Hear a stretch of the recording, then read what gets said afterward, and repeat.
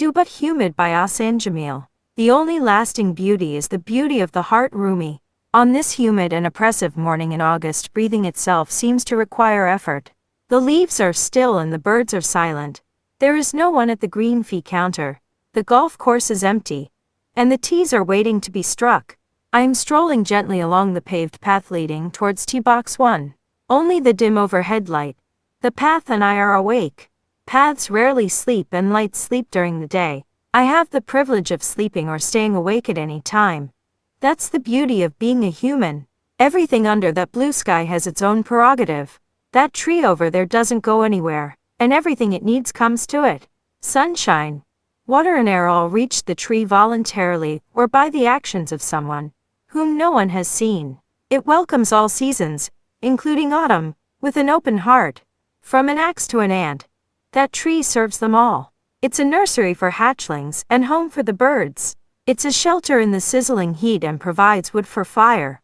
The golf course is no different. It can never be complete without trees.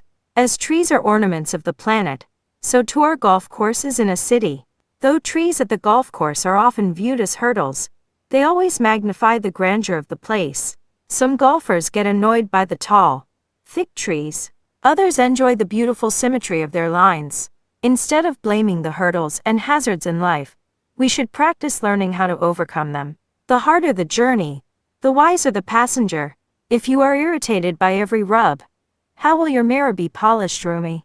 In order to stay out of the tree lines and water hazards, a golfer needs to practice over and over.